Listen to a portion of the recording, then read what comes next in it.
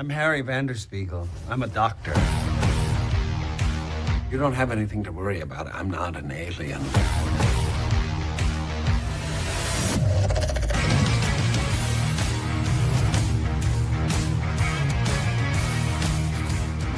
right, look, that's one creepy son of a bitch, right? It's okay for people to be a little bit different sometimes. This is some bullshit. You bastards are gonna own me. Are you ready? You bet your ass I'm ready. You know, I'm not a big fan of that bark like a chicken, cluck like a dog stuff. They think they'll beat the devil. Nobody beats me. You can run, but you can't hide from Crazy Eddie. Evil events from evil causes spring. Aristotle said that. I told you, good shot to the face always gets the juices flowing. Come on, let's tango. So, Sit back. relax and enjoy.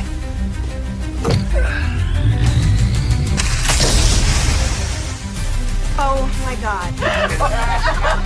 You are psychotic.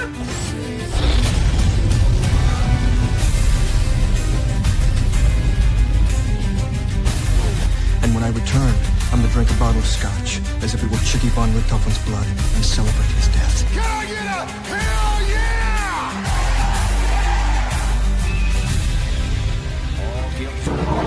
Things I do for these people. It's a bit more than I could bear.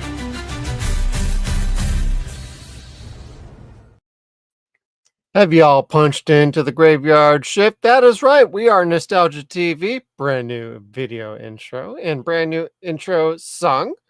So hope you all enjoy that. We are back with another round of Nostalgia TV. This time we are doing Resident Alien Season 1. Now, Kevin, I don't know about you. I've only ever heard about this show.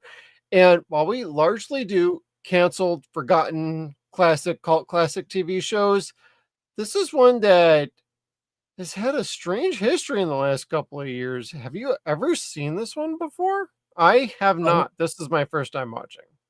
Only the pilot, and that was once it came to Peacock, I think. So it was long after it had already been on Sci-Fi.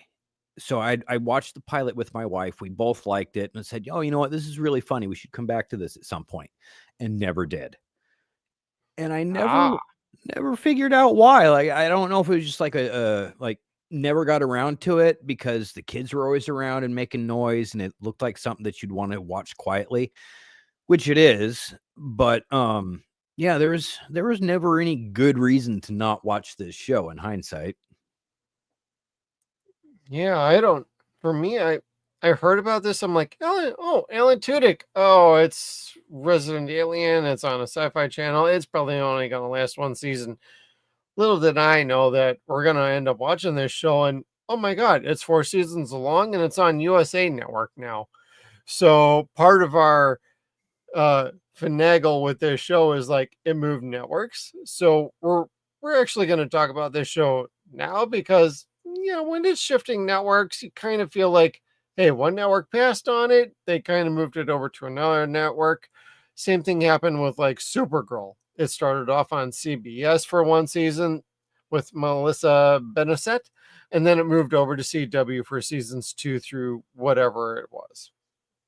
So I would consider that a cancellation, even though it was kind of more of a lateral move. So it's like most jobs, hey, I don't want to keep doing the same job I'm doing. I'm just going to move over laterally and then maybe move up eventually.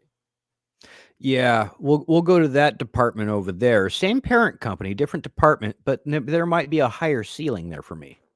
But complaint department is over there in the trash can, about 3 rooms down.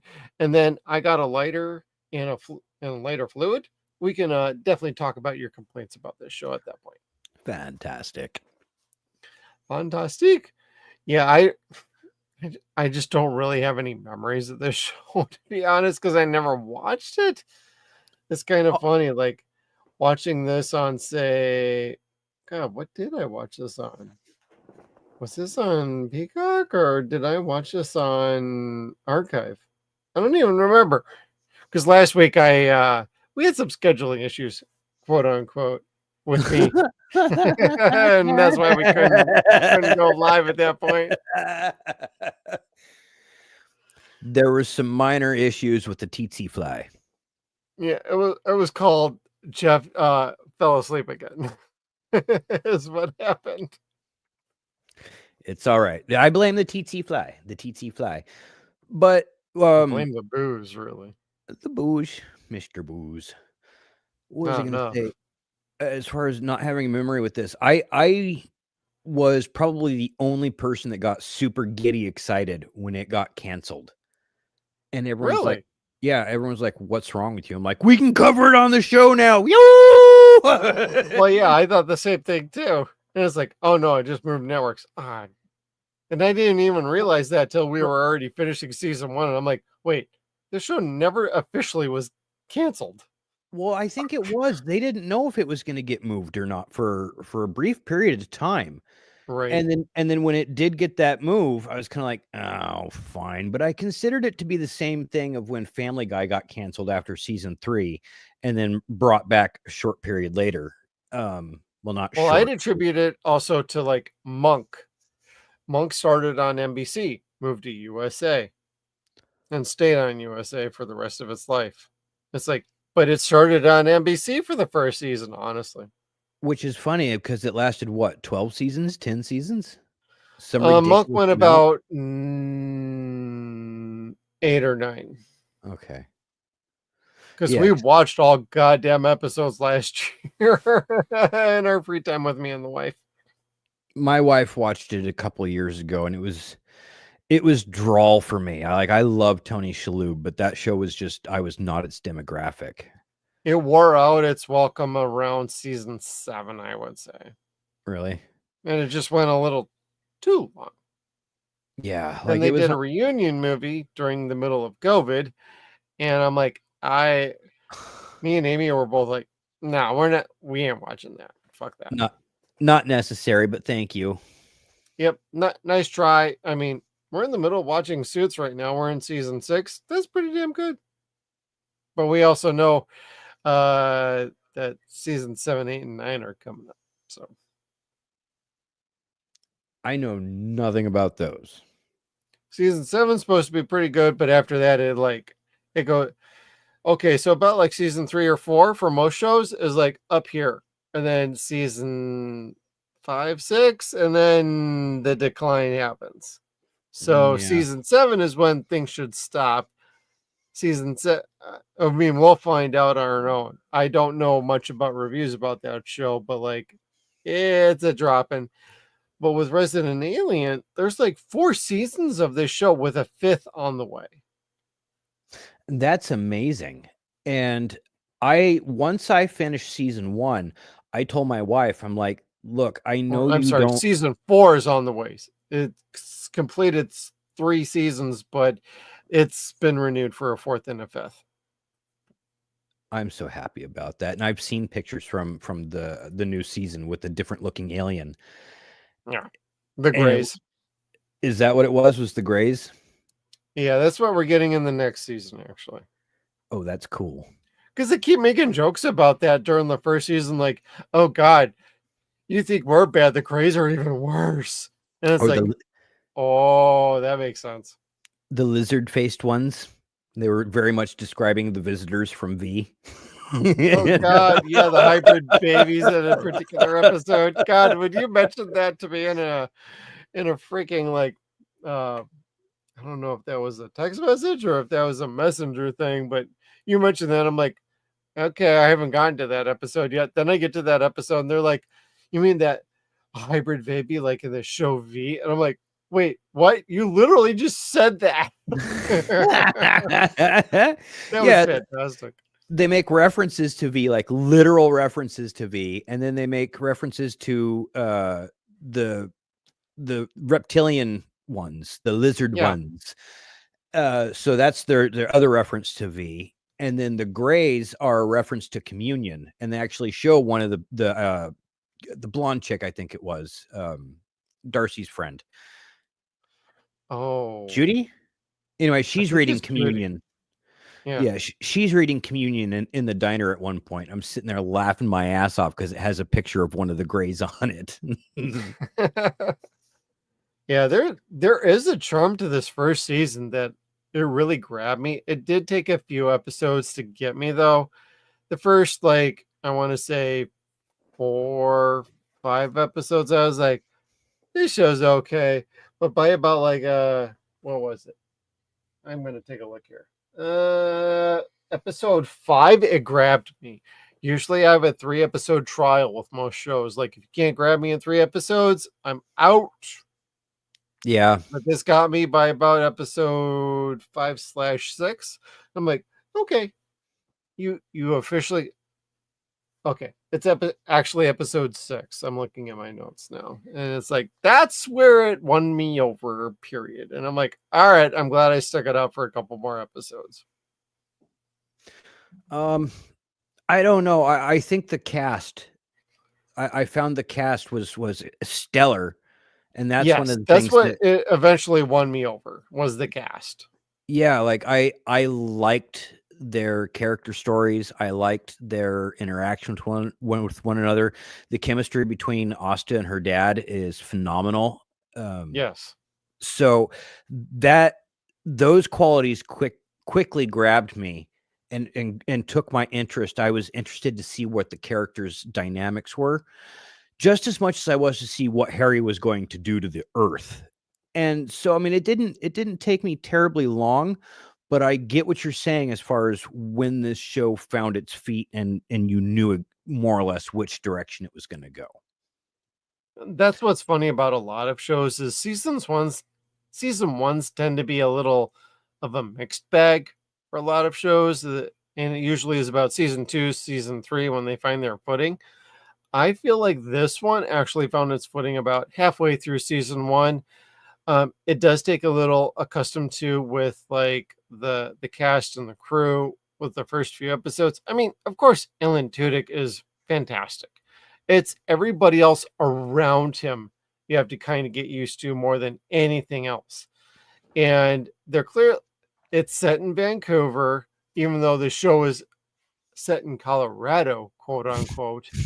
And I've seen this damn set in like 900 other TV shows. Eureka. You could go down the list. First Wave. I've seen this show in a bunch of other shows, or the setting. So when I see a particular street or a particular store, I'm like, I know you got a new name on that, but I know exactly where the hell that is. It's like, I can get past that as long as the story and the characters are interesting enough to distract me from that. And by about episode 5/6, I would say they definitely got me not thinking about that. But the first like 4 episodes, absolutely. I'm like, okay, this is another Canadian show on Sci-Fi Channel. Yay. It's going to get canceled after this season. How much should I really get invested in this?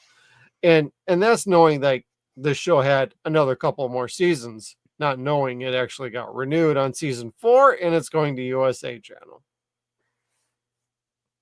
So, you know, I was told that season 2 declines in quality compared to. So you've told me, and I'm going to tell you I don't believe that's actually correct. I want to say that this show stays pretty steady and true in quality. From what you told me earlier today. No, I said episode 3 was preachy as fuck. Okay. I said it was. Let's be clear about this. The rest of season 2 has been pretty good. Well, like my wife told me something happens, and I think she was just getting mad because she didn't keep watching. You know how people fucking keep talking during a movie, like, but then ask what's going to happen. Yeah, that's my wife too. And if you tell them that was me as a kid, my dad would tell me, "Shut the fuck up, and you'll find out." And he would say it just like that. So I don't recommend probably repeating it. But anyway, I'll say that next time to my wife. We'll see what happens after that. Shut the fuck up, bitch, and keep watching. She hit me. And that'll be the last stream you ever see from Jeff over here at Suns and Shadows. It'll be Kevin from here on out. His nose is on the side of his face now. This will be documented for YouTube, everybody. It's going to be documented. It's going to be submitted. Something happens to me, I'm buried in the backyard. I'm just saying. Don't let the dog get my femur. Or my tibular. I got shin splints. Anyway, I get those every day anyway. No or shit. Cramps in the middle of the night. Yeah, those be shin splints. God damn it. You too old to be growing. But anyway, We old men over here, baby. We old men. We shrinking. I'm Portuguese Irish. I am shrinking at this point. You never admit to shrinkage. You admit to enlargage. Enlarges. I just had it done. I already got the finger up there, so yeah, it's good. Oh, dude, I got my fucking colonoscopy set for August. August or September. I'm really excited. I get propofol. Oh God, the wife was like, "I need to get that done too." I'm like, "What? I don't have any issues with that in any regard right now. I ain't getting that done until I'm told I need to have it done." Well, you're probably past due. This is going to be my second one, but cancer runs in my family. So like it's best that I get it done. And again, the last time I got propofol and Vicodin out of the deal, and I was like, okay. And my balls. Okay, maybe when I go for my primary care new patient exam in about 3 weeks, maybe that's what I'll do. They're gonna shave your balls. They're gonna fucking give you the same drug. Will they buy me dinner too? You know what? They might give you, well, no, apple juice after the fact, because yeah, they'll give you apple juice and a little something to eat after the fact because you're gonna be dehydrated. Something after that. Yeah. But it's, you get your balls shaved, you get the same drug that killed Michael Jackson, and then they send you home with enough drugs to fucking mix with the beer. And it's nice. Sweet. All right. Duly noted. You get the day off. Welcome to Boomercast, everybody, on Nostalgia TV every Friday, every other Friday night.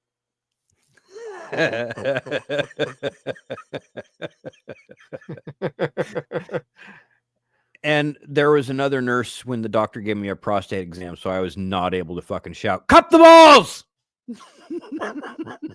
just give him a little extra tug there, buddy.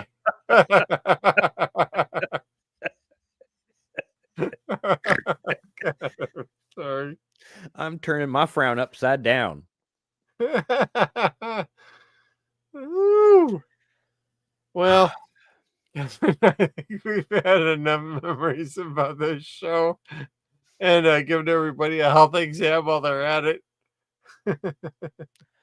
Yeah, that's the only kind of exam I haven't seen on this show is a prostate exam like Harry. Well, I mean, they've talked about. Oh, God, Harry.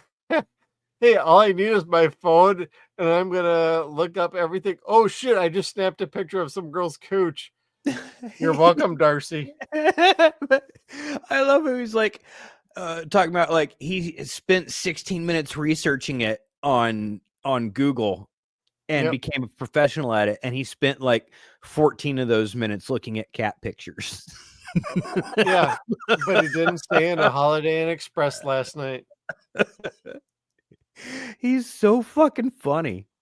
God, Alan is perfect in this role, and he also plays himself in a normal human role as well. So he plays both alien and like the former human husk that he was that got tossed into a lake at the beginning of the season and promptly killed. So this alien is mimicking him basically, and it's got like this mental capacity to project, or is biologically able to convince everybody it looks like a human being, except for a rare occasion in human society where one person, like a fraction of a percent, can actually see these aliens in their true form while nobody else can. And that's kind of the narrative of the show, about like how Harry he doesn't accidentally, he storms into real Harry's house, chucks him out the window, throws him into the lake. He dies, and the body's like dead and buried for a long time into the lake. And that becomes a plot point in the show. And it's kind of funny watching this alien who's clearly an evil bitch.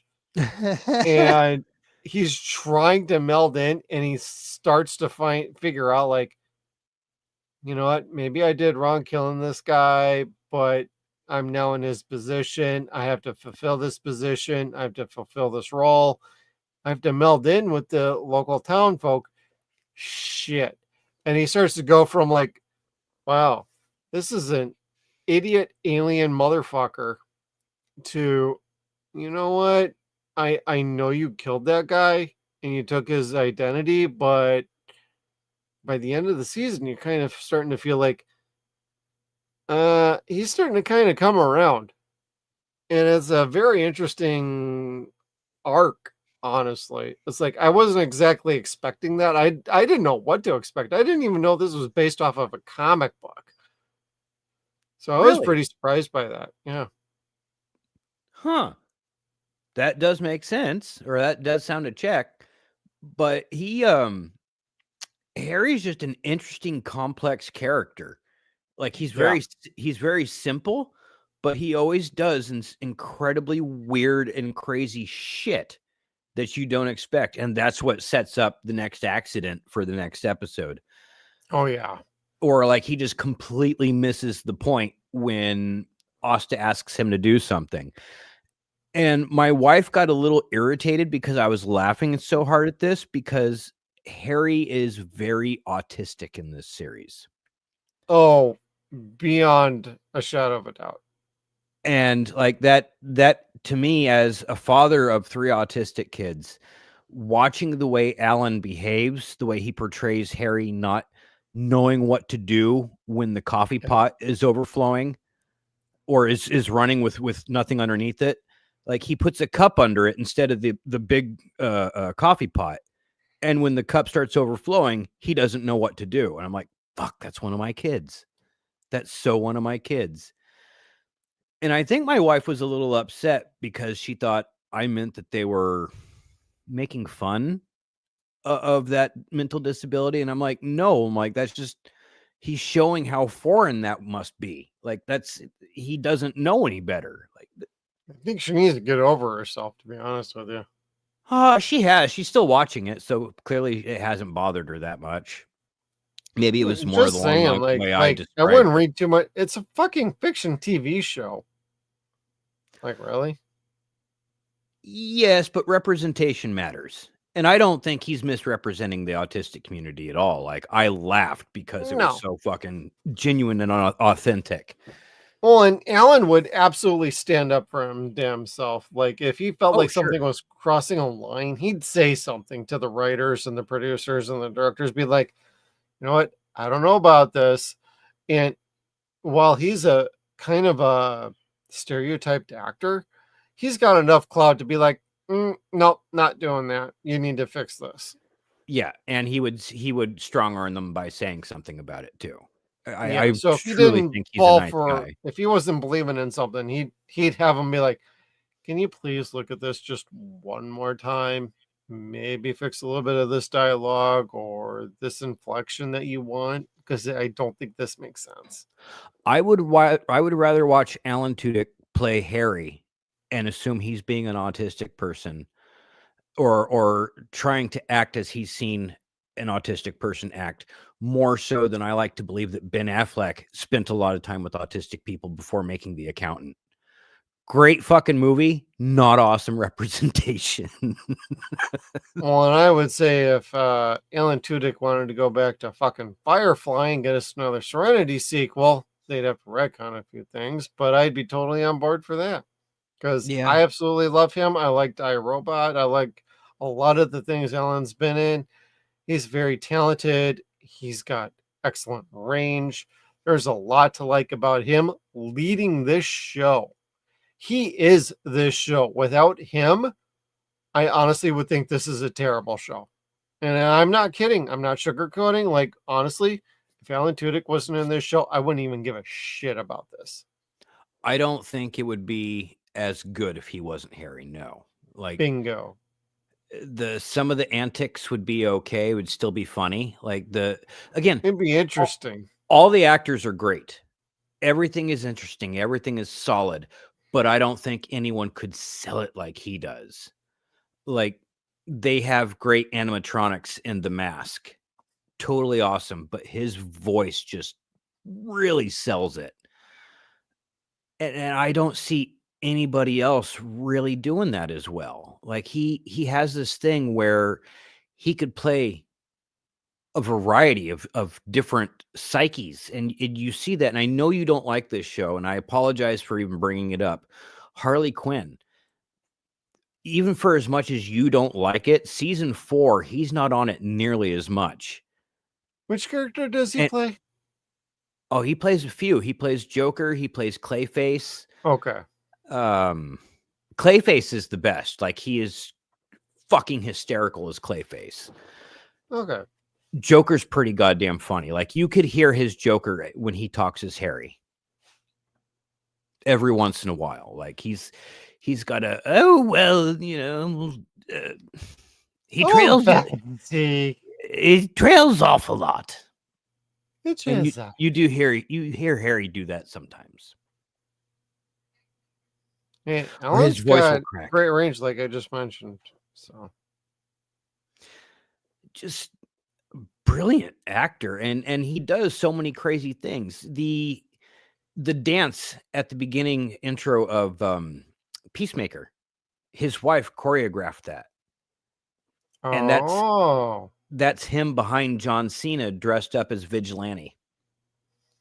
Can you see him now, Kevin? Dun, dun, dun, dun. John Cena sucks. Take that out of your whore mouth. John Cena sucks. No, this mouth is gonna stay a whore the entire time. Wait, I'm gonna get clipped. Shit. Hooer. Punctuation counts. Punctuation. Who are we talking about again?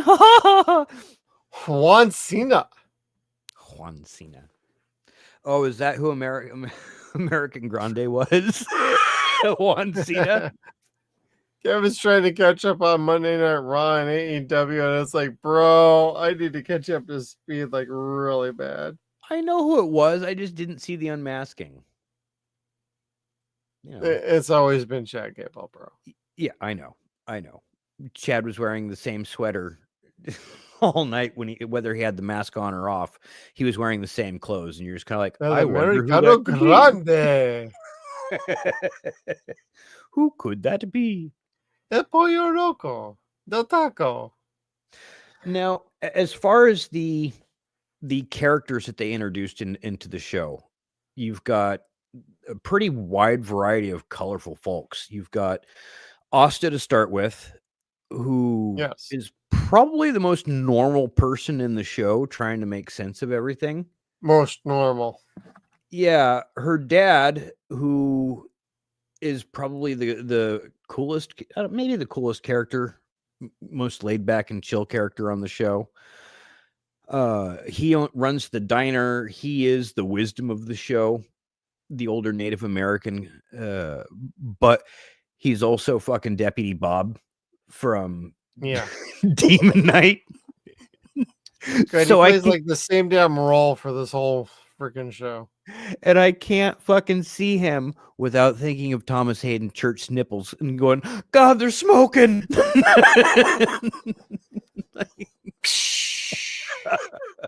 like the bitch is on fire, Kevin. Mm-hmm. Or, Deputy Bob getting his face punched through. But anyway, he was an amazing character. Darcy is a fucking dope ass character. She makes me laugh. She got HPV, but she makes me laugh. I gotta admit, I like Darcy as a character. I think she's probably one of the best characters in the damn show. Yes, absolutely. I loved what she does at the end in the last episode. That was that kind of defines her character of like who she is. She's not just a sidekick; she's the auntie. Like she's there for a reason. She's not just there to back up Asta. She's there for Asta. She's there for her sister's child. She's there for the rest of the town and, other people that I can't mention yet. But anyway,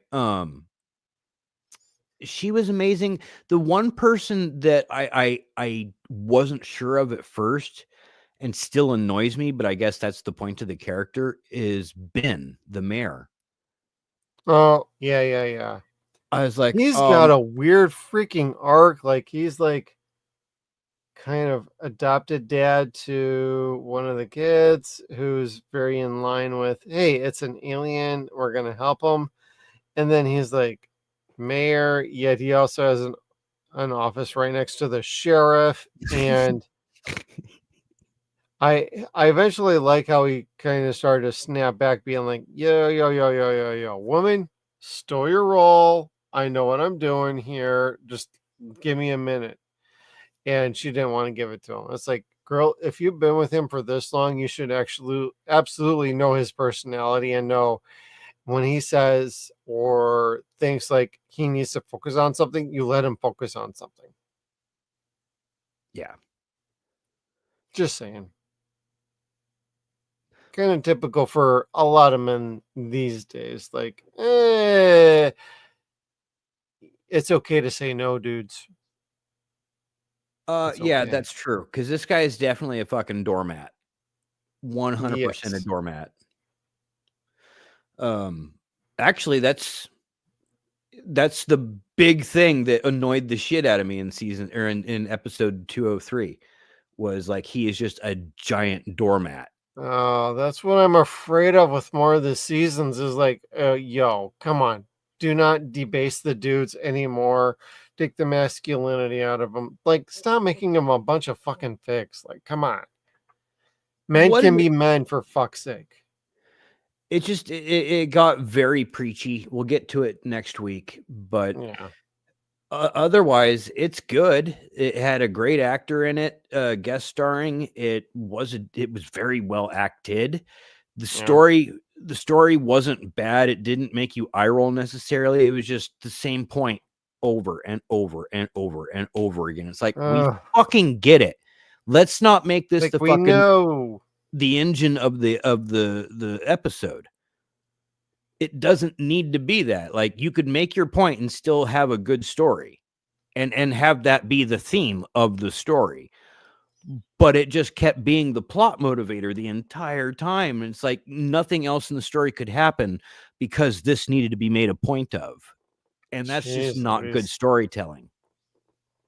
No, it's absolutely not. And better writers, better producers would have kind of wrangled that in order, but that wasn't there for this season for whatever reason. So I don't know. Well, I mean, as far as like season 2, not season 1. Yeah, season 1 was pretty on point as far as I felt. I would say so. There were no bad episodes for me in season 1. Hell no. Not at all. In fact, it kept getting better. This is a show where they write it almost to the point of being stereotypical or an homage to another sci-fi type of show. Just a little bit. Yeah, and then they'll flip it on you at the last minute. And Harry does something completely different where you're like, oh, that idiot or that asshole, he's going to try to blow us up instead of this or that. And it's like, aha.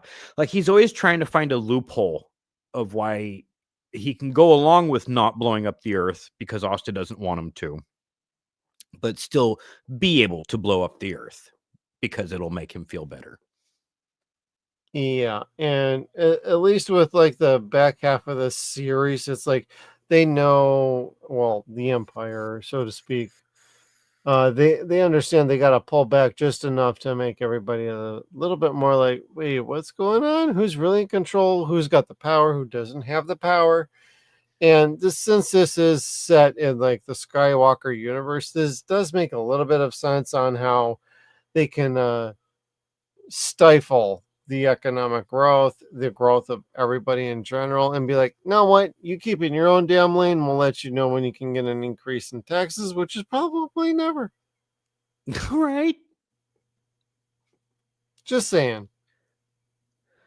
Now, did you have a favorite character in Patience?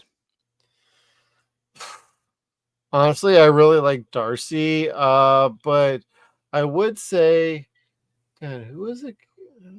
I gotta look them up here because I wrote a couple of names down, but I want to make sure who I'm thinking about. Might take me 1 second. Robert Duncan McNeil. He was actually the director. I recognize his name. He's Colonel Parrot or Tom Paris from Star Trek Voyager, everybody. So he's a very familiar name with like science fiction and doing like Star Trek and whatnot. But as far as like any other characters I liked Harry and I like Asta. And Darcy, of course, too. So those are my 3 favorites: Darcy, Asta, and Harry. I would most certainly say Harry, of course. But I've got to go with Big Black, dude. Sheriff Mike and Liv. They are fucking hysterical to me. Big Dong Johnson. He was amazing. Like it was just unfathomable how wrong one person could possibly be. And Sheriff Mike did it. Yeah. And continually wrong. I was like, oh my God, what the hell is going on with this dude? Is he really that dumb?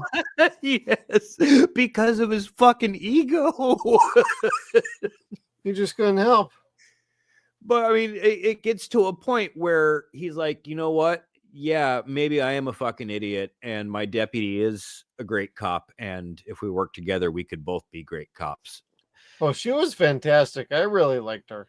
Yeah, I like Liv, and Liv was great. She has a good backstory with the rest of the cast. Like they have it so she could be with Sheriff Mike and be part of the girls club. And it works out really well. And it continues on to the next season. I'm sure the next 3 and 4. At least I hope. Watch, someone's going to write in, "She's dead, dumbass." Sorry, had to let my kitty cat out. Oh, it's fine. I was just talking about how much I like Liv. And that Liv is absolutely fantastic. I like how they cast her. I like how they portrayed her. The writers absolutely knew what they were doing with her, and she's going to have a bigger role going forward. And this is not even having seen the next couple of seasons or knowing what's going to happen next, because I literally don't freaking know. But I can honestly feel like the way she had her arc this year with the sheriff and him continually being like, hey, yeah, you're kind of my gopher, to the very end when she's like, you know what? Screw you. I'm doing all the work here, and you're going to give me some respect, or I ain't going to do this job no more. And she forces that hand, and I actually appreciate that. She actually follows through with it. Yes, and he tries calling her bluff, and it was his dad basically telling him, "You're stupid. Yeah, you dumbass. She's been fucking doing this, and that, and you can't find your own fucking asshole." And and she's been doing all the work, bro.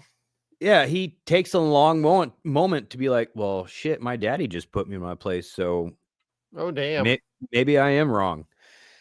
Yeah. And Mike goes and proposes to her by offering her badge back and singing karaoke with her. I'm just kind of like, I like this so much. It would have been funny if the soundtrack was like, tonight I need your sweet caress. Hold me in the darkness. Okay, come on. Please don't tell me I'm not the only one who thought that with this freaking show. That's fucking funny. No, I didn't know if they were going to get together or if they were just going to be partners again. And it just did turn out that they were just partners again, which is fine. But I do like them as a couple. Like if they were an actual couple, I think it would be fucking funny as shit. Right. I really do. But just having them be partners is still phenomenal. They have the most amazing charisma with one another, or chemistry, excuse me.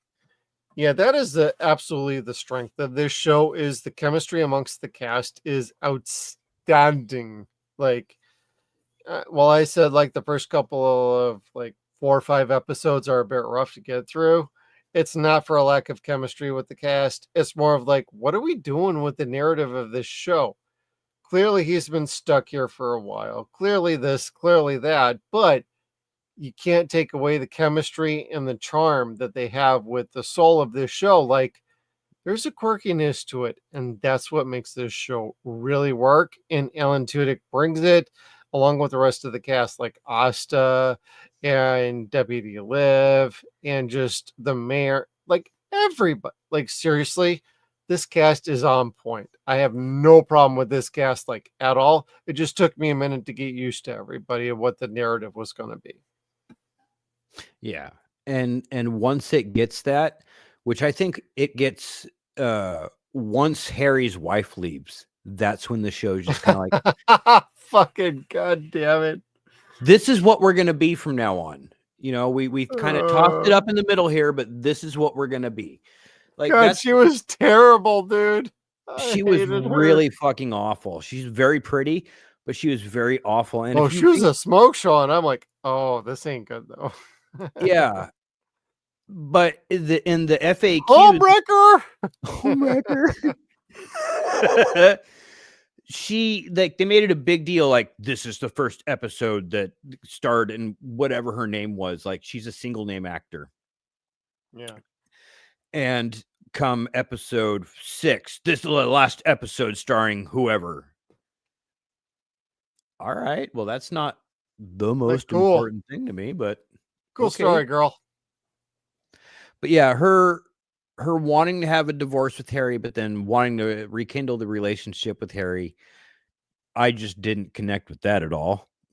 I don't know why. Neither, she couldn't figure it out. That, like, he's mimicking a human being. Like, he could have mimicked he had a 10-inch dong more than anything, and she couldn't fucking tell. Yeah, she couldn't tell that's like, not her husband. Like, wow, you lasted longer than 38 seconds. Wow, good job, husband. And most of us husbands are like, wow, you wasted 28 more seconds than you needed to on that bitch. I'm kidding. Relax, everybody. Yeah. But no, she was probably the low point of the show for me. But again, yeah, that was a drawback for me. It wasn't bad because you do get random characters that show up throughout the season, but she lasted longer than one episode.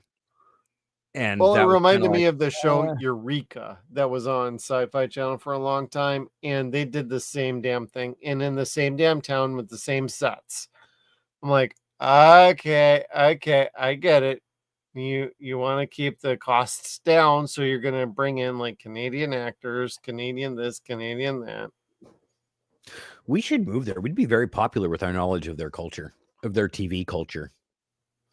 Come on, Vancouver. Call us. I got RoboCop on Blu-ray, y'all. Anyway. And I'm a fan of First Wave. Just saying, call us. Stargate. Yo. Every Thursday, Stargate SG-1 files. Just saying. That's not going to buy you into heaven. I'm sorry. Yeah, it's overrated anyway. But anyways, yeah. So after the wife leaves, things get a little bit more interesting with Darcy again, and there's a little bit more just stability with the series, and I think that's what really I think I get from what you're saying as far as that's where it picks up and it knows what it's going to be. Yeah, I think by the end of season 1, they absolutely figure out what they want to do, what they're going to do going forward, and following with plot lines from, say, the comic books, which is totally fine. I totally get that. I appreciate that. I appreciate they even tried to adapt this freaking show because from what I understand, this is a very special effects heavy story. And they keep it relatively in line. And I know the next season is going to be a bit more interesting as far as like special effects go and plot lines. It's going to get a little crazier. I'm actually looking forward to checking out more. I know my wife watched about like 4 episodes she had mentioned, and she's like, of season 2, and she's like, man, it gets a bit preachy and it doesn't let up. So she tapped out.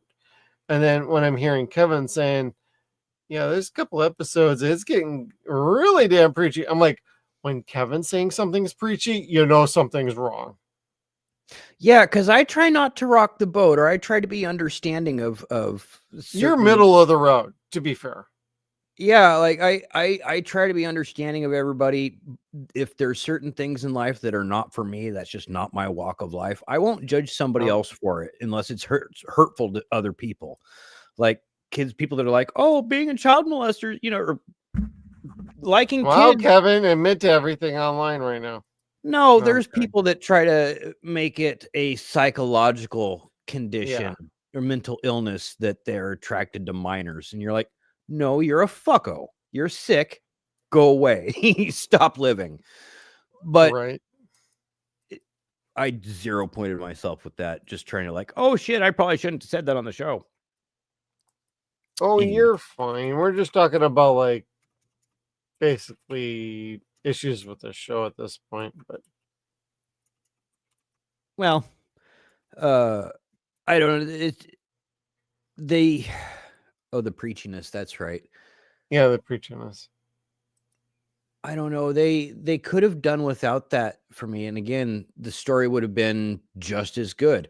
And the fact that it bothered Amy, like, that's where I'm just kind of like, wow, I was right. I wasn't just being an asshole, or I wasn't trying to be a bigot or whatever else. Like, well, and I told her that tonight when she got home from work, and I'm like, oh yeah, we're doing Resident Alien tonight. And she's like, oh yeah, they showed that I stopped after 3 episodes in season 2 because it sucked. Got way too preachy and she tapped out. Like, oh, you saw way more than I have then.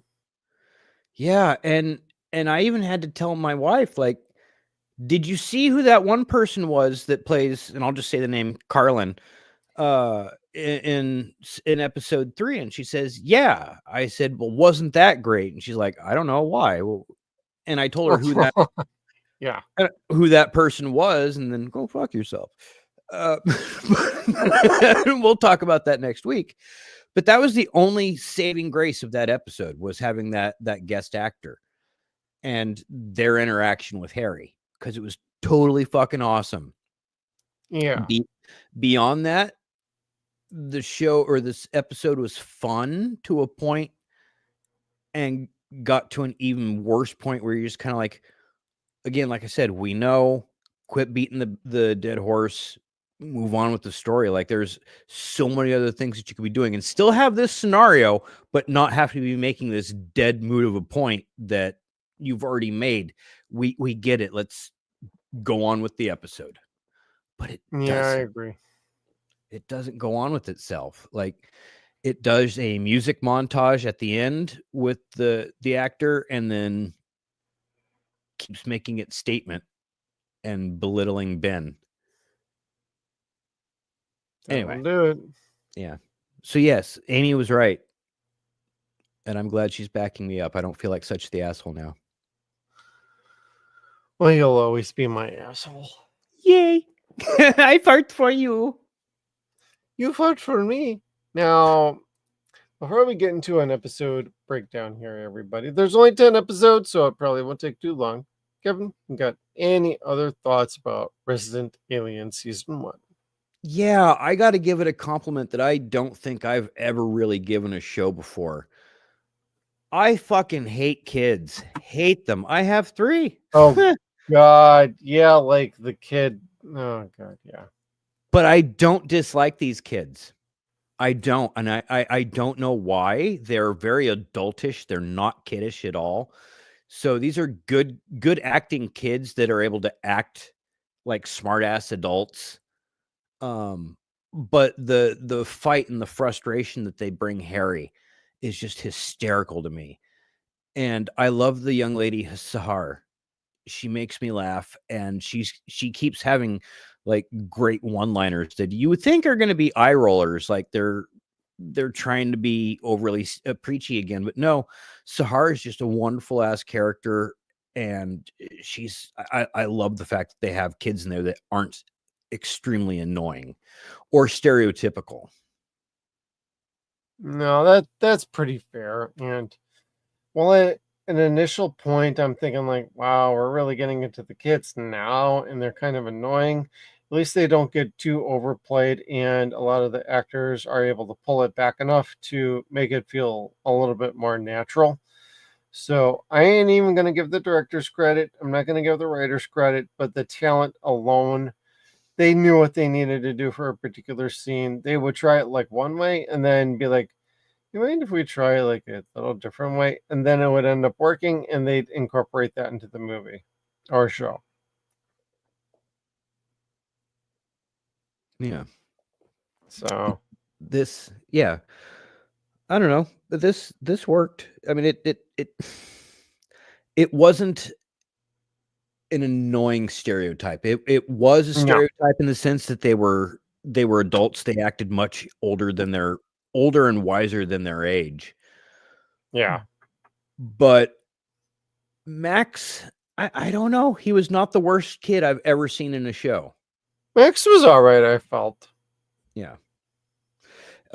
He has, well, I don't know that he has good chemistry with Alan so much as just Alan has great chemistry shitting on Max really bad. Oh yeah. So that At was least one he of the has things I enjoyed. Yeah. No, that's pretty fair. At least they got around to the point of explaining a little bit more of like the aliens and what they have to do while they're quote unquote brooding or trying to hang tight for the mothership to re-arrive and kill the rest of us. Hang tight. We'll be there in the millennia. Yep, we'll be there in a couple months. Check yourself before you wreck yourself. Boom. And what about you? Was there anything else before the breakdown that you're just kind of like, oh man, this was awesome too? Well, I like the fact that they referenced like the gray aliens and they started to incorporate, hey, there's more than just us out there in the universe. Like, and the gray aliens seem to be the punching bag of like, and those dudes were assholes. We come here just to kind of check on you, and the gray aliens are the ones that are fucking shit up for everybody. Yes. And they have way stations. And Yep. the moons of Saturn or Mars or something like that.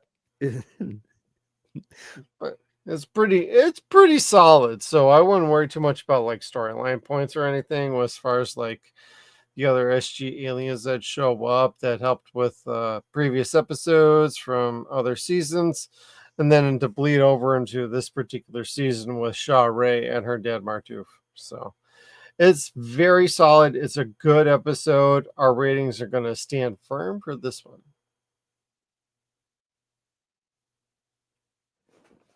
All right. All right. And that being said, I think we get into an episode breakdown. And where is it? Professionals here, everybody. Just saying. Just saying. I have IMDb's plot line up. It's like one sentence. No, that'd be all right, I think. So for the Go ahead. Oh, I was going to read it. No, go ahead. Oh, so for the pilot, it says an alien hiding in a small Colorado town meets the locals when they ask him to help solve a murder. What? God damn it. A doctor. As he's out like fishing and like trying to not be involved with anything. Yeah, he's fishing for the body of himself that he threw out in the lake. Now that it's Bingo. thawed out, he's trying to find himself. And doesn't want to be involved in any town folk whatsoever. And young millennial Ben forces him to come into town and run the clinic. Well, why not? It worked how they got him there, and it worked how awkward he was. And I love everyone's genuine shock to Harry when they first see him or first watch him talk. That was fun because he didn't want to be there other than the fact he wanted to relive Law and Order and try to solve this mystery. And he does within seconds. It's not a mystery anymore. It was like, oh, I was able to tell who killed him. He killed himself, poked his own trachea, Yeah, yep. But that's not where it ended. Nope. And man, these stories can be a little depressing for some people, but it's always important to talk about these stories, though. Well, I mean, that's kind of a running theme with this show. Like, everyone's had a rough go of it in life. Even the town patience is built upon a tragedy. Like the 59 died to try to save one.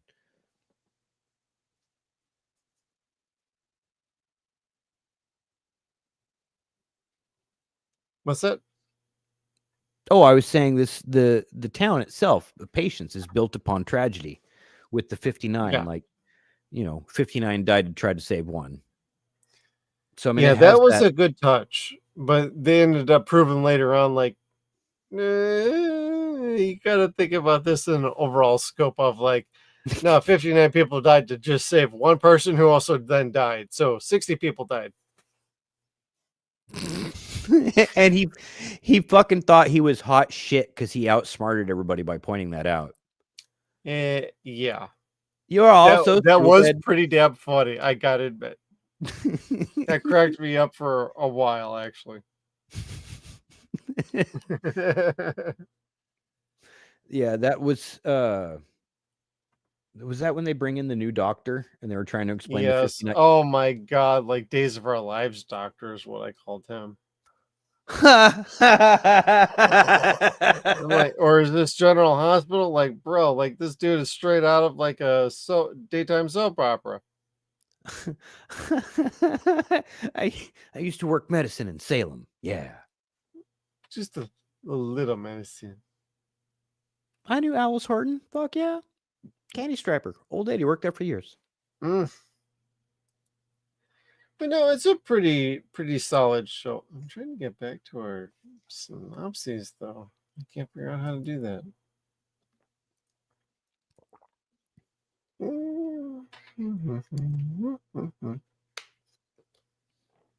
Wrong button.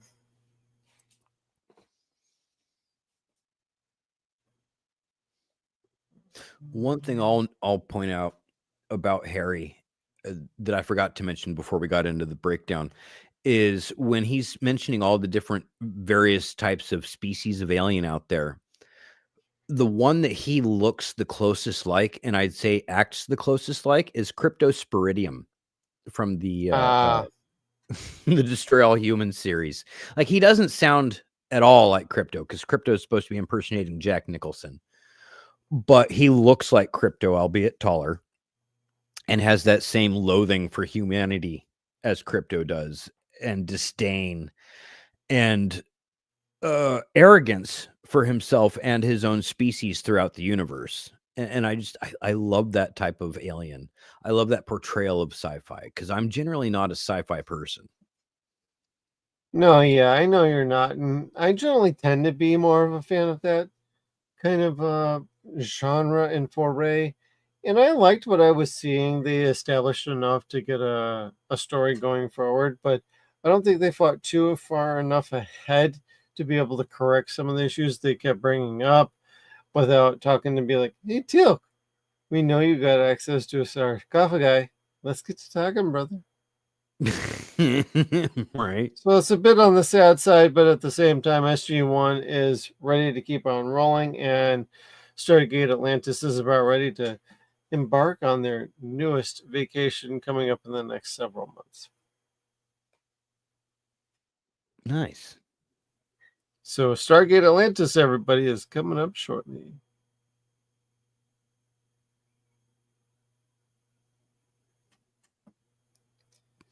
But if you want to get into an episode breakdown, Kevin, we can probably roll on into that. Bring it. Bring it. All right. We got our pilot, and an alien hiding in a small Colorado town meets the locals when they ask him to help solve a murder. And honestly, this is a bit of a quirky episode. I do like this. It's a good kickoff to the whole series in general. I love the picturesque Colorado setting. It really works for me a lot. And also like the fact that he basically kills a human and he's a bad guy straight off, and he has to figure out a way to become a decent person, rather, let alone just become a person. Yes, because it took him 3 months to learn how to be a human being and talk and move each extremity and his mouth. Kung, kung, kung. Law and order, baby. Gung, gung. That was annoying at first, but I actually found that very endearing. Kinda, because everybody loves That's Law how and I Order. would be. Yeah, like it's an undeniably addictive show. It is. I'm sorry. Whether you like true crime or detective stories or not, it's a good ass show, and the dong dong is iconic. Well, it's also NBC Universal show as well, so they could probably use it that way. Oh, did not think about that. You're welcome. Thank you. No, but it's a good kickoff to an episode for a pilot for a show, and they get enough going, enough alien, enough sci-fi, enough a little bit of everything to make it work. That's probably what got it its season order. And then we get into episode 2, Homesick. In his first week at the clinic, Harry struggles to diagnose a strange feeling. Human emotion. You got me feeling that emotion. Emotions. Yes, the more time he spends as a human, the more he becomes human, and it's starting to freak him out because he's starting to get loneliness and longing for his kind. And then he meets Darcy and alcohol. That was awesome, by the way.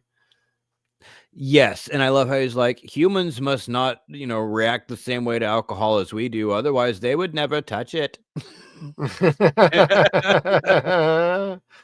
How little you know of us, bro. How little you know. Right? We likes it. We get down a bottle before you even blink an eye, bro.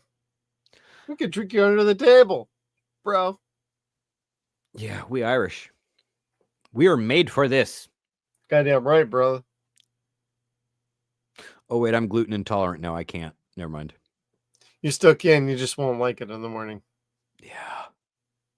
And the next afternoon, and yeah. True. So what you got up next on points for episode 2, or should we roll on into episode 3? Let's roll into episode 3. I don't think I had many more points for episode 2, other than the fact that he's looking for his ship and the piece of the bomb that fell off. Yeah, that is a nice little twist on that. Like, hey, I gotta find the pieces of my ship that help me blow up this planet. Oh, that's what we're doing. Okay, that's kind of fun. And then it keeps along for like the next several episodes. But like in Secrets, Harry races to keep his secret safe as Asta is forced to face her own past. And as far as I remember from this particular episode, panic really ensues with this one. And Deputy Liv, I wrote, she amazing. What did I write down here? Schmoll. Encasing kits? I don't know what that means, but the body washing up on the shore was kind of funny with the dog at the end. She fucking hated that dog. Yeah. I'm like, I can't even read my own goddamn handwriting for the other note, but like, this is where they started to dig around for the Harry's real body. And that was kind of funny. And he's like, oh shit, it's up on the shore. Oh, I got to drag it into the freezer chest. Like, bro, come on. And then the foot with the mole on it. Yeah. Yep. And then the next episode, they try and be like, hey, why do you got her foot in her like chest freezer, so to speak? She keeps her sodas cold in that thing. And then the sheriff just yanks out her soda, starts drinking it. I'm like, wow, that's disgusting. Fucking love Big Black. I was gonna say, you gotta call him Big Black. He's awesome. We're gonna call him by his appropriate name, Big Black Baby. I love the fucking new doctor. Hey, I'm good with that. What's up, Big Black? And then he looks at him like, maybe I don't like this so much after all. Because there's that little look between the two, and he's like, I don't know. You can call me sheriff, like whatever. Yeah, right. As Ben's like, no, I don't think we should do that. Oh God, Ben was so funny in this show. He's a good character, and kind of pseudo dad to the kid who's crazy about like aliens, and they're trying to kill me. He ain't trying to kill you. Well, he kind of is for a while, but he's really not. And you end up finding a truce, so which is kind of funny. But their bickering back and forth is like children, and that's the only way that Harry knows how to fight and communicate with people is to bicker like a child, and it's fucking hysterical because the kid's better at bickering than Harry is. Yeah, like better at the "I know you are, but what am I" game. Like Harry cannot play. He got no game. Harry ain't got no game. No human game, no. No, but if it was like quadruple decker, like Star Trek level, 7 layers of like hell, sort of like chess piece, maybe. Just saying. Maybe. Maybe, baby. From Guinan's Lounge, whatever the fuck it was called. I can't remember. Oh, God. Screw that dumbass bitch. Jesus Christ. Oh, but in episode 4, Birds of a Feather, Harry travels to the Ute reservation to help Asa's grandmother and learns what it means to belong. Kevin, you're going to need to explain this one to me because this is where I kind of started to feel like, what am I doing with this show? This is where I kind of started to enjoy it. What I remember from this episode was basically him starting to respect humans a little bit, or suspect that humans aren't all germs, viruses, because the Native American tribes, like he sees that there are some humans that get nature, that understand that you can't overconsume things or destroy your environment because then you're going to die, which is why Harry's destroying humanity, because that's just what we do. That's true. Yeah. And then I want to say that the grandmother recognized something about Harry that wasn't right, but took to him anyway. And the people on the reservation were basically good with it. But then I think he kind of dropped the bomb about Jay. He dropped the bomb on something, and I want to say really embarrassed her. I think that was this episode. I'm not sure. Let's take a look here.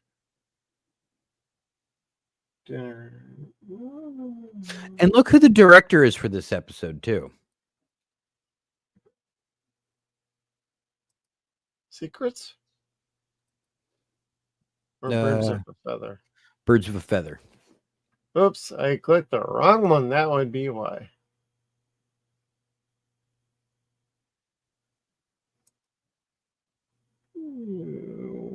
Riveting podcasting, everybody. I know. All right, what do we got here? We got it does not say. Jay Chandrasekhar from Brooklyn Lizard? Yes.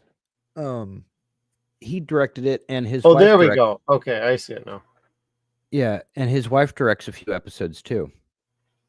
Hey, nothing wrong with that. No, they directed the better episodes of Not Drawn Together, Modern Family. Ah, gotcha. When it was really funny, you usually see their last name attached to it. Depending, it didn't matter which one of them directed it. It was usually really funny. Okay.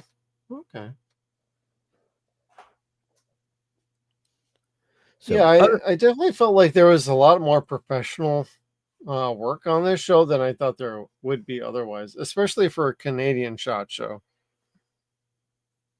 which I still think is cool. Well, yeah, there's nothing wrong with shooting in Canada or Canada, but at least you got like an excellent crew of like versatile actors. You have like a setting that everybody can relate to, even in America, and you could move this around as much as you need. But what's going to go forward from the next couple of seasons is going to be really up to like, wait, what are we doing here now? It's like how much more can you really stretch this show out? Because as far as like Kevin was saying earlier, was like season 2 starting to drag out a little bit. Well, it's like, well, if Alan Tudyk's character is actually starting to navigate down to the pieces of his wreckage that are missing, it's very likely there's going to be either a culmination between the two, or Alan Tudyk's character is going to have to decide, am I going to help this planet or am I going to blow this shit up? Right. And that's ultimately what's going to happen, because the plot of the show is he's wanting to blow the shit up. Yeah. But you can't do that for 4 seasons. You can't. At some point, you have to jump the shark in a way, or evolve the show without jumping the shark. And that's what they're trying to do with season 2. Yeah. And I would agree with that. And so far it's doing okay, but I can't say anything to season 3 and 4. Like, I don't know what Harry's doing at that point. And that's pretty damn fair. Like, as far as like we're concerned with even setting that up is just to prepare for more chickens. More chickens. Just saying, a couple roosters and a hen. We're gonna get more chicks soon. All I could think of was Venom. But Sonny and Cher are best friends. You won't mind if we capture a couple for a couple of nights and shoo 'em in there, Kevin. Yeah. Well, Kevin, what do you think about this episode? Do you want to rate it, or do you want to keep on going with another episode? I only vaguely remember Birds of a Feather, so let's go to the next episode. All right, here. Let's see. Because I know the next episode is dinner with the doctor and Darcy, and Darcy and Benny with the kids being, hey, we're going to pilfer your keys. We're going to carbon copy them and get everything all crazy. Then the wife shows up at the end for poor little alien Harry here. This wasn't a bad episode. No, it was a good episode. It sets up filler, I guess, but a little bit was not filler. Like, it goes to show the fight between the kids and Harry. It goes to show how far the kids are willing to go to expose Harry, and that part really worked. The building of Harry's frustration with the kids and eagerness to kill them works. Right. I like that. It was part. so freaking ready. Yes.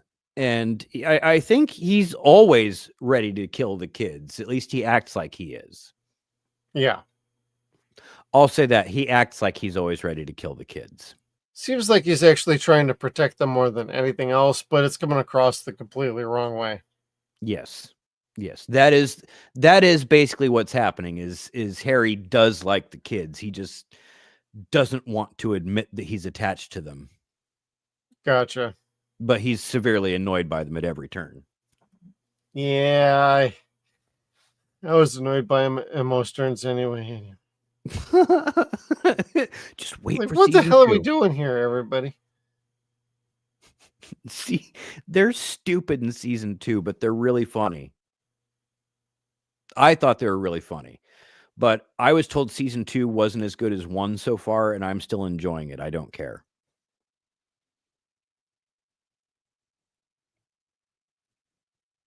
Oh man, I don't have much else for that one, but let's see here. Birds of a Feather. Harry travels to the Ute Reservation to help Asta's grandmother and learns what it means to belong. Episode 4, that's Dinner with Darcy. That's all I got on that one. Episode 6, Sexy Beast. Oh yeah, well, love language is number 5, where a surprise visitor introduces Harry to a stressful human institution, marriage. Yeah, welcome to the club, buddy. Huh. And then again, 60 piece. Oh, go ahead. No, I even forgot what I was going to say. I was going to bring up a point that we already made about the wife not being a very good character. She's terrible, honestly. She's like the worst character in this whole show, period, bar none. Yeah, she's very out of place. Like, it distracts from the whole plot, period. She's an artist, so she has to be British. Mm-hmm. And she's eclectic, so she has to have a pixie cut. Yeah. I don't know. This takes away from the murder plot, which was kind of the subplot to season 1. And I liked that better because that was more interesting. Yeah. And they don't cover that nearly as well as they could have in season 1. That would be my only downside to it. And this is part of the reason why is they spent time in story on this lady and her leaving or eventually leaving. It wasn't that interesting for me. It wasn't bad at all. Like it set up something with Darcy that was a good joke. Like the two of them had a good friendship as they complained about the same man. And I'm like, oh, that's fucked up. This checks. So I mean, that part I enjoyed, but the rest of it, I don't know you anymore. Well, no shit, lady. You should have figured that out, like, 2 episodes ago. The fact that he swirls his tongue around your... Anyway. Up in that junky junk. Mm-hmm. And in a much different form with the much longer tentacle of the tongue. Come on now. I was so distracted, I didn't notice the alien thing. Oh, you won't anymore after this little interview segment. Want or not, everybody. Who lives in a pineapple under the sea? SpongeBob SquarePants. Oh, I didn't know if that was like who does? I don't know. Well, that being said, Kevin, we also have let's see. We just did Birds of a Feather. Next episode is Love Language, also directed by the same gentleman, Jay Chandrasekhar.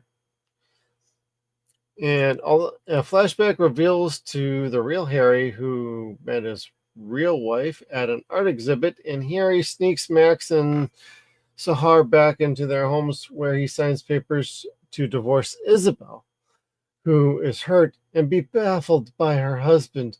Darcy and Isabel share their romantic woes and not really realizing they are talking about the same man.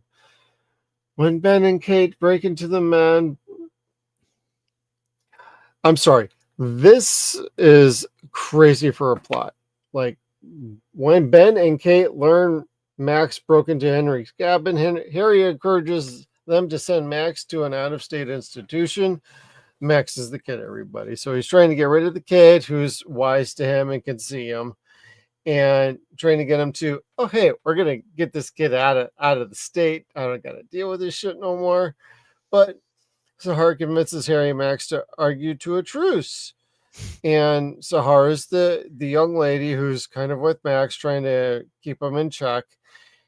And Jade discovers Asta is her mother and quits the clinic. Harry gradually warms to Isabel. Mike receives toxicology results that prove that Sam was poisoned.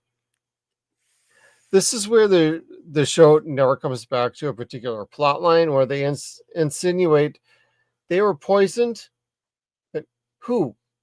And they never answer that question for the rest of the season.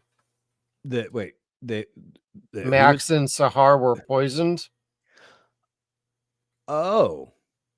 And they never come back to that again, insinuating there's probably the Greys afoot, in my opinion. I didn't even catch that. Mm-hmm. And that's about 5 episodes in, because they keep talking about the Greys. It feels like they're teeing them up to be big bads. And that's ultimately, I think, where the show is going. And this is because I haven't looked far enough ahead to really know if that's what's going to happen. This is just intuition based off of stories and episodes we've watched so far. Can't keep bringing up the Greys without actually introducing them. You'd hope. I don't want to see the lizard faces, but, you know. That would be kind of funny. We've already seen them this year. That was last year. Oh, yeah, that's right. But, you know, the final battle, you know, there's good episodes to watch. You can track them down online anywhere. The final battle, and then I forgot what the last miniseries was called, but it does answer a lot of questions regarding the previous entries in the show. So, all right, episode 6, Sexy Beast. Harry becomes jealous upon meeting Ethan Stone, the handsome, virtuous Newtown doctor, until he dislocates Ethan's shoulder while arm wrestling. I like that scene. That was fucking funny. That was fantastic. That was reminiscent of The Fly without being so gross. Seriously. Seriously. And he was like, wait, what are you talking about with The Fly? I'm like, nah, you ain't seen it. You clearly don't know. Yeah, the arm wrestling scene from The Fly was phenomenally gross but cool. Yeah. Maybe that's why I have a thing against compound fractures. Like, it makes me ill. I don't even want to see it. That makes a few things of sense with you. Yeah, The Fly fucked me up as a kid, but I love that movie. Yeah, but you know, this is another solid episode. They figure out a truce between, you know, basically everybody, and everybody seems to be pretty chill with that moment. And then let's see, what did I write down here? Georgia for special school. So they were trying to ship them off to Georgia, and I thought that was kind of funny for, hey, you got a difficult kid in the Southwest. Don't bother with Texas. Don't bother with New Mexico. Don't bother with Arizona. You should come off to Texas. One of the things that I liked about this episode was they took it to a very non-comedic point to have a fight between Ben and his wife over this argument to send Max to Georgia.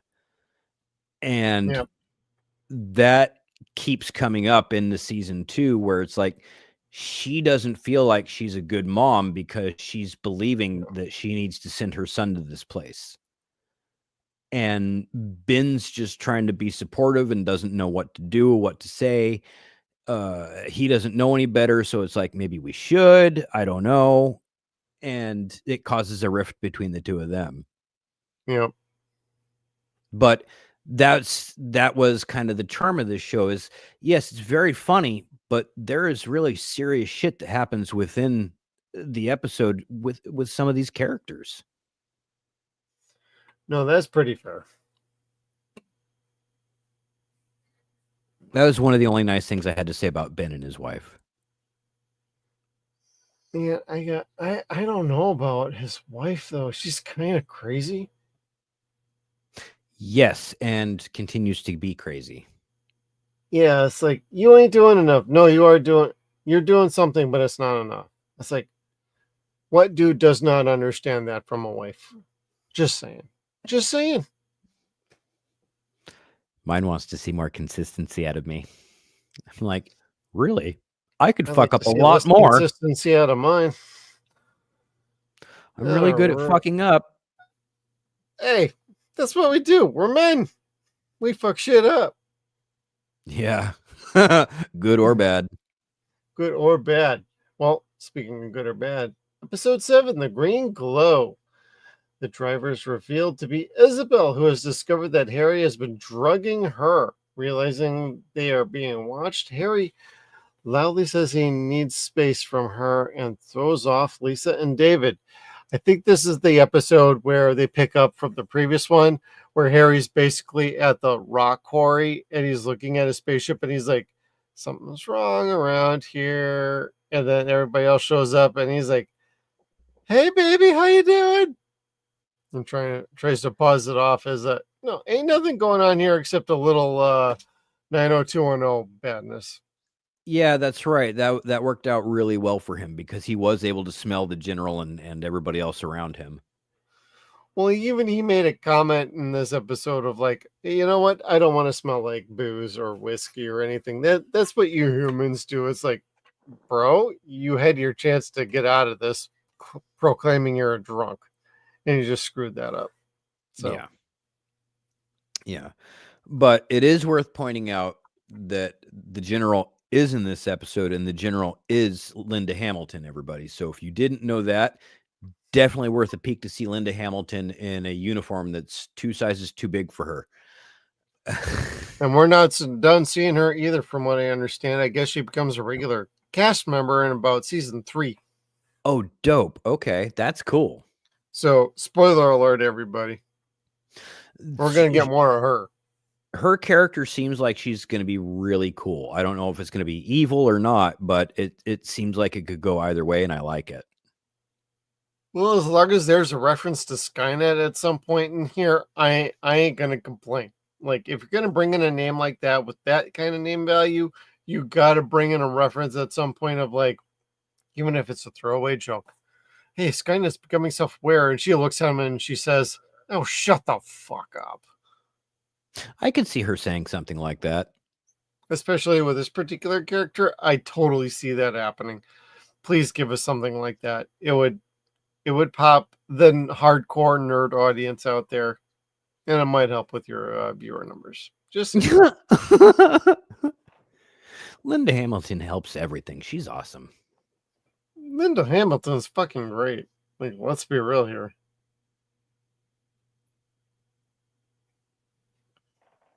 All right. Let's see. Episode 8, End of the World as We Know It. Darcy is knocked unconscious as Asta and Harry find themselves deep in a crevasse of the glacier. Harry's leg is wounded, making him unable to conceal his identity, but Asta nobly steps up to tend to his medical needs.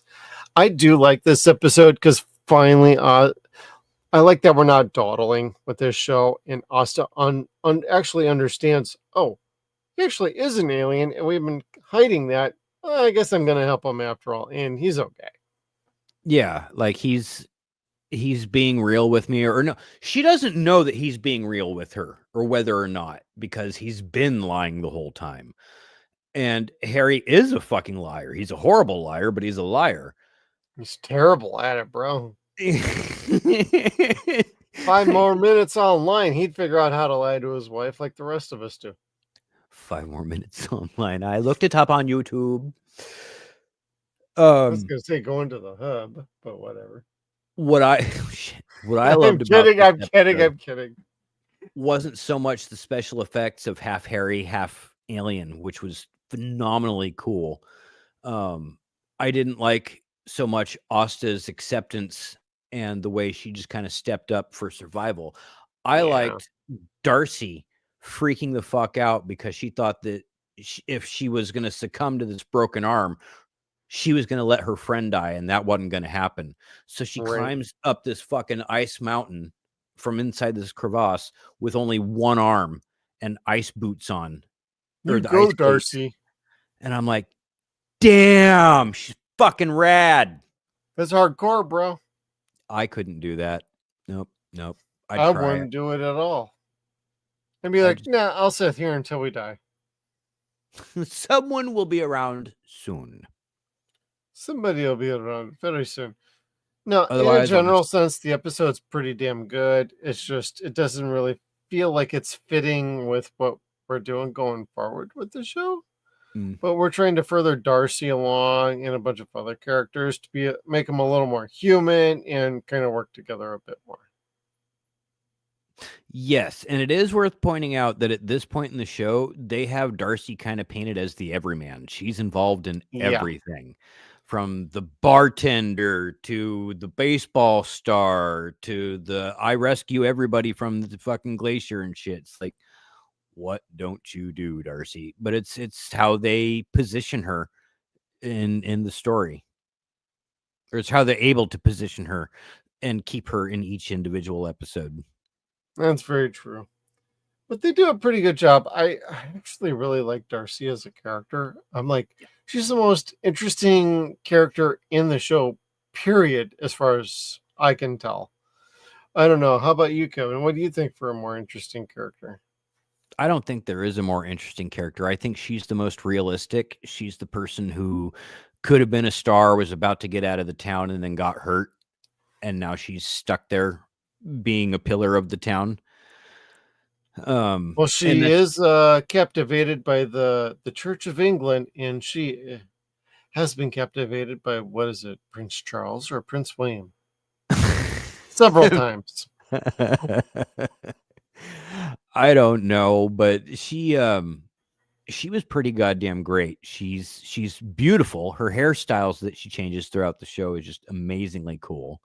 She's funny as hell, and she works. I love the actress. Oh yeah, no, she's fantastic, and she does her role very well. I have like no issues with that. It's just kind of like, what are we doing with this story? It feels like it's getting a bit more convoluted than it needs to be at this point. So what are we doing here?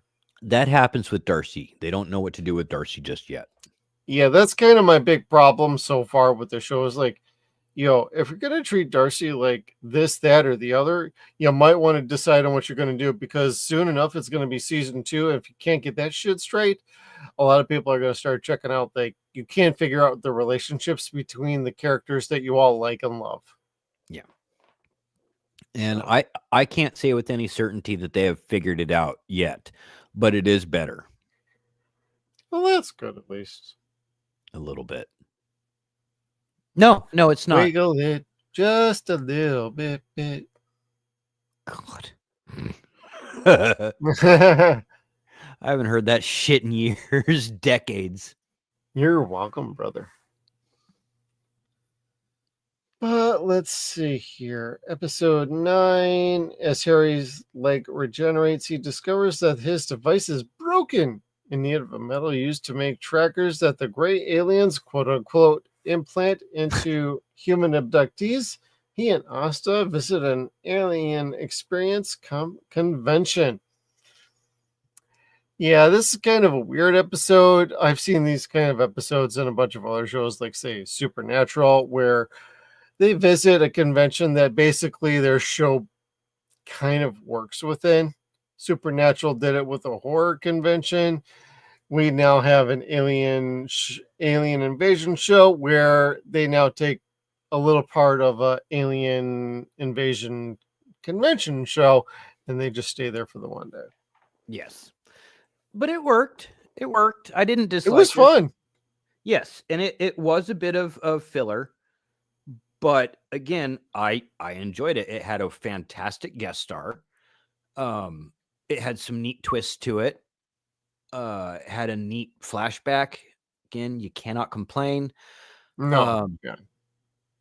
And golly, it worked. And what I liked was the side characters were also having a time. This was their plot wrap up, I think, more so than it was for it being a good episode for the con. I think the crime solving was more interesting than the con was, but the con was fantastic with him trying to get the alien metal, especially out of the lady that said, they put it here. This is where it was. And they're like, they don't know what it is and they can't get it out. And Harry's like, I can get it. I can get it. And so can you. And then she fucking admits that it's just a BB. That was so awesome. Bueno. No. It's just a BB. It's just a BB. I've been lying. But then Terry O'Quinn is the alien capturer, and he's chasing after him throughout the entire episode because he could see what Harry looks like because of the tracker that they put in him. That episode was sad Yeah. because he never does find out what happens with his family. Like Harry tries to tell him, like, they're gone. You're never going to see them again. Yeah, it's kind of hard to. It's a little bittersweet with the season finale with Heroes of Patience, where it's a lot of flashbacks and Sam Senselin before being killed by an alien Harry himself. Darcy tells Mike and Liv about the real Harry Scarps, but Harry has already hidden it in the cabin's loft. Like, this final episode really does gear up for another season. It does conclude some story points from season 1 without leaving too many open, but it leaves enough open to want you to come back and tune in for more. Like, hey, there's more story to tell here, everybody. And so it's an enjoyable episode. And I want to say 2 things I had was, oh shit, Ren, and the wife, and wrong doctor, what the hell? And if you've seen this show, you know exactly what the hell I'm talking about. Oh, yeah. Yeah. The wrong doctor thing is kind of interesting.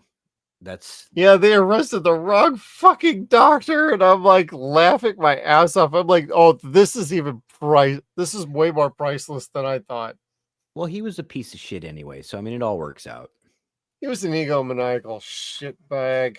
So when he got arrested at the end of the season, I'm like, you know what? That works for me. You guys just scored like 20 points with me right off the bat with that. Yeah, and I don't like the flashy doctor character. Not this Me one neither. specifically, just in general. I don't like the Dude, flashy we grew doctor up with fucking Doogie Howser. Like, come on. That was as flashy as it needed to be. I don't need to see it Exactly. on Nurse Jackie. I don't need to see it on House. Which all of them were the flashy doctor on House, but still. But no, overall, I want to say this season is very well put together in general. It's got a good through line, it's got good characters, it's got a good story. Makes you want to tune in for season 2, but from what I'm gathering from Kevin and my wife, season 2 is really not all that in a bag of chips. But I'm still going to watch it and I'll make my own opinion. It's not bad. It's not bad. When we're done here, I'm going to go finish out episode 4. So I mean, it can't be that bad. At least I can't be that bad. That sounds absolutely like you have the utmost confidence in this season to carry through. Everything other than the preachiness of episode 3 has been fine. Well, did my voice just crack when I said that? Goodness. Yes, it did, brother. I'm like, how do I respond to cracky voices here? It sounds like the truth, sir. It sounds like the truth. Well, Kevin, you got any other thoughts before we wrap it up for everybody for the night? Oh, just that I like this show. It's a good show. It's really clever. It's got a perfect cast, and I'll end up buying this one. I like it. Yeah, I'll at least get like the first season. Cast is outstanding. All of them fit their roles exceedingly well. I like Liv. Darcy is my girl, though. I ain't gonna lie. Like, I vote for Darcy every damn time. I love that she's basically the bartender, the bar owner, and she also runs like rescue operations as a side gig. I think it's totally funny. Yet she's also a drunk and perpetually likes to have a good time. Darcy, you're my girl. Just saying. We see. I'll take you over Asta every time, and I mean that. Hey, I like my bad girls, dude. What about you? Come on. I don't know. I like all kinds of girls. I can't judge. I mean, I can. You just want to climb trees for coconuts. Jesus Christ. Just saying. Nothing wrong with that. But any other final thoughts, Kim? I don't think so. Other than this is a dope show. I know how the roll into season 2 goes, and it works out pretty well. I'm really looking forward to the rest of season 2. And I'm looking forward to starting off season 2, and we're going to do that in about... Kevin, did you want to do that next week, or do you want to do that in 2 weeks? That's up to you. That's up to you. I'm almost halfway done through the season, so it's entirely up to you. I don't mind. We'll see if I can get my ass moving over the weekend and I can get some episodes in, but we'll update the schedule accordingly. But I think we can maybe do a little bit more. But I know as far as like June goes, we got Curious Goods time coming up with season 3 of Friday the 13th, the TV show. So season 3, where we lose a character and we gain a character. Yeah, sure. And then the rest of the month is all Jason. So for our reviews, there's going to be a couple movies we're not going to be covering, but we'll be saving those for another time. Relatively, Jason month is a little fleshed out, but there might be a fun couple surprises, some awesome guests we got lined up. So we want everybody to tune in. Hey, thank you all for tuning in. Hit the like button on the way out. Make sure you subscribe down below and hit the bell notification so you can stay tuned to all of our video content. And tomorrow is Deadwire Live, our live stream every Saturday night. Kevin runs the gamut with a bunch of headlines, good, bad, and ugly. And he has a good time. And we make a lot of jokes. So you might want to tune in for that. And next Tuesday, we're doing Red Sonja on 0 Point Reviews. And that's going to be a fun time as well. So thank you, everybody, for tuning in. We will see you next time. You bastards are gonna own me. Are you ready? You bet your ass I'm ready. You know, I'm not a big fan of that bark like a chicken, cluck like a dog stuff. They think they'll beat the devil. Nobody beats me. You can run, but you can't hide from Crazy Eddie. Evil events from evil causes spring. Aristophanes said that. Told you, good shot to the face always gets the juices flowing. Come on, let's tango. So, sit back, Relax. and enjoy.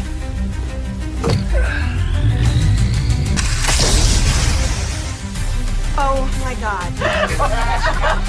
You are psychotic.